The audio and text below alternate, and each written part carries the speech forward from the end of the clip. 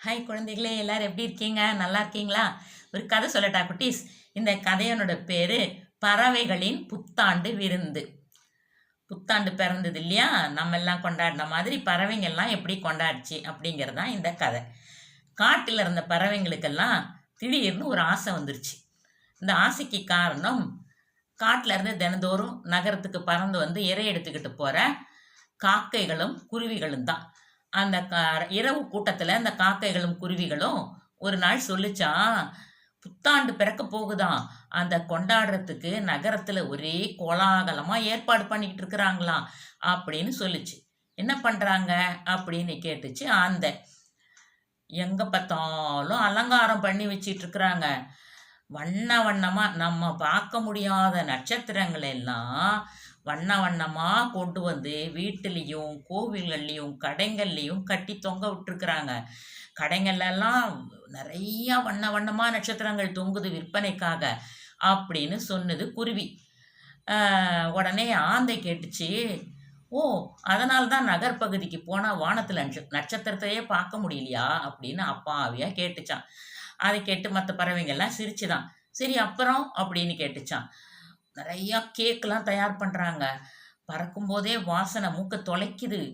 அப்புறம் ஆட்டம் பாட்டம் கொண்டாட்டம்லாம் உண்டாம் அப்படின்னு இந்த காக்கைகளும் குருவிகளும் மாறி மாறி சொல்றதை கேட்டதும் எல்லா பறவைங்களுக்கும் ஆசை வந்துருச்சு. நாமளும் புத்தாண்டு கொண்டாடினா என்ன அப்படின்னு சொல்லி. உடனே புறாக்கள்லாம் கேட்டுச்சான், ஏன் மனிதர்களுக்கு மட்டும்தான் உலகம் சுத்துதா, நம்மளுக்கு சுத்தலையா? நாமளும் புத்தாண்டு கொண்டாடுவோம் அப்படின்னு சொல்லிச்சான். சரி, எப்படி கொண்டாடலாம் அப்படின்னு சொல்லி கேட்டுச்சான் மரங்கொத்தி. அவரவர்களுக்கு பிடித்த உணவை அவங்கவுங்க கொண்டு வருவோம். நம்மளும் ஒரு பெரிய விருந்து வைப்போம். எல்லாருமா அவங்கவுங்களுக்கு பிடித்த உணவை கொண்டு வந்து காட்டில் இருக்க பொதுவான ஒரு இடத்துல வைப்போம். மாலை ஆனதும் எல்லாருமா சேர்ந்து விருந்து சாப்பிடலாம் அப்படின்னு சொல்லிச்சான் பருந்து. ஆட்டம் பாட்டம்லாம் அப்படின்னு கேட்டுச்சான் மயிலும் குயிலும். உங்களுடைய ஆட்டமும் பாட்டும் இல்லாமையா ஒரு விருந்து? கண்டிப்பா உண்டு அப்படின்னு சொல்லிச்சான் கழுகரசன். சரி, அப்ப நாளைக்கு காலையில இருந்து எல்லாரும் உணவு கொண்டு வந்து காட்டுக்கு நடுப்புற இருக்க அந்த அரச மரத்து மேடையில வச்சிடணும் எல்லாரும். அதை வந்து யாரும் திருடிட்டு போகாம பார்த்துக்கிறதுக்கு காக்கைகள் மரத்து மேல உட்காந்து பார்த்துக்கிட்டு இருக்கணும் அப்படின்னு சொல்லிச்சான் கழுகரசன். சரி அப்படின்னு சொல்லிட்டு எல்லா பறவைகளும் மறுநாள் விடிகாத்தாலே சீக்கிரமா எழுந்திருச்சு உணவு தேடி புறப்பட்டுச்சுங்களாம். கிளிகள் வந்து அதுங்களுக்கு பிடித்த கோவைப்பழங்களை எல்லாம் கொண்டு வந்துச்சுங்களாம்.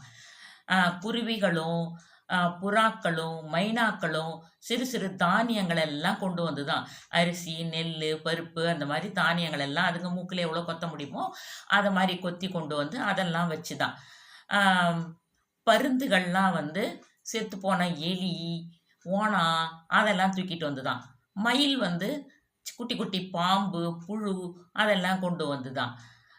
பறவைகள் இதை மாதிரி ஒவ்வொன்றும் அது மாதிரி கொண்டு வந்துக்கிட்டே இருக்கும்போது காக்கைகளை தான் கொண்டு வந்திருக்கோம் வடைங்க. நிறைய வடைங்களை கொண்டு வந்து அது ஆளுக்கு ஒரு ஒரு வடை எங்கேருந்து எடுத்துச்சுங்களோ கொண்டு வந்து வச்சுதுங்களாம். இப்படி எல்லாம் கொண்டு வந்து அந்த மேடை மேலே வச்சாச்சு. மாலை நேரம் ஆனதும் எல்லா பறவைகளும் அந்த மேடை மேலே வந்து குழுமுனாங்களாம்.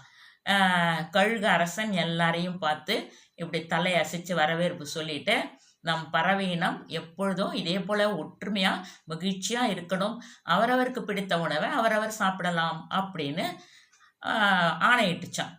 இப்போ சாப்பிட்லான்னு பார்த்தா திடீர்னு இந்த அரிசி பருப்பு இந்த தானியங்கள்லாம் இருக்குல்ல அதெல்லாம் தானா நகர்ந்து போய்கிட்டே இருந்துச்சான்.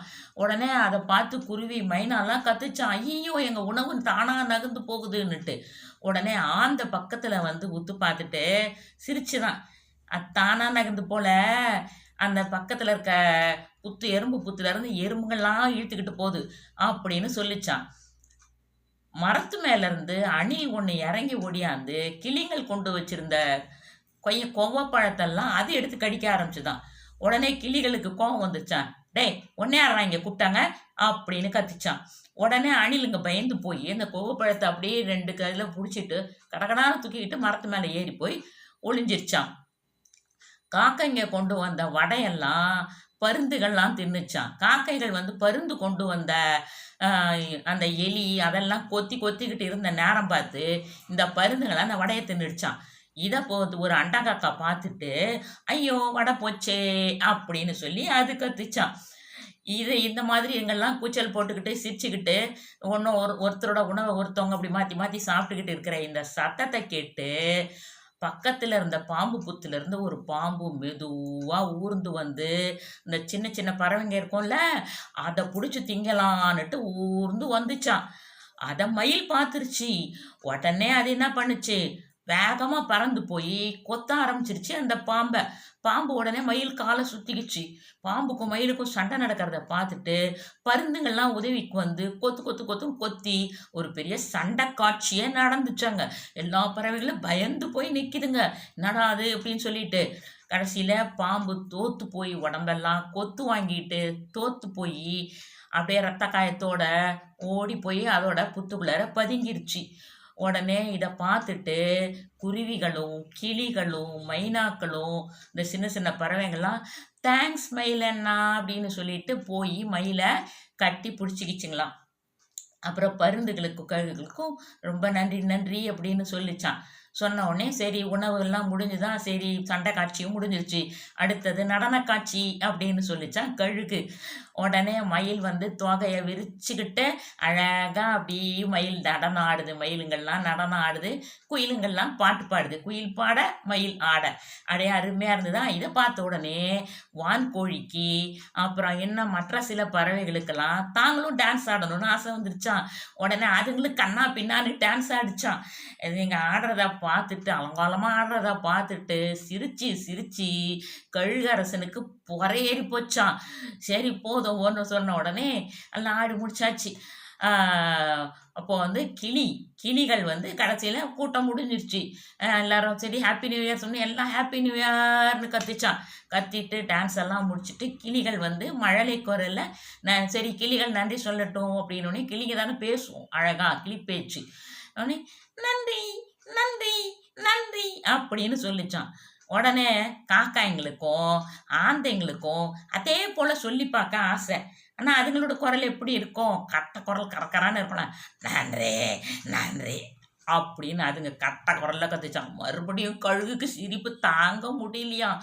உடனே அது சிரிச்சுக்கிட்டே இருக்கிறத பார்த்துட்டு எல்லாமா சிரிச்சுட்டு ஹாப்பி நியூ இயர் அப்படின்னு சொல்லிட்டு எல்லாமா அவங்கவுங்க கூட்டுக்கு பறந்து போயிட்டாங்களாம். இப்படித்தான் காக்கைகளின் புத்தாண்டு விருந்து கோலாகலமாக முடிந்தது. இந்த குழந்தைகளே கதை பிடிச்சிருந்தா லைக் பண்ணுங்க, ஷேர் பண்ணுங்க, கமெண்ட் பண்ணுங்க. ஒரு கதை சொல்லட்டா குட்டீஸுங்கிற நம்ம சேனல் இது வரைக்கும் சப்ஸ்கிரைப் பண்ணாதவங்க சப்ஸ்கிரைப் பண்ணுங்க. மீண்டும் அடுத்த கதையில் சந்திப்போமா? பாய்.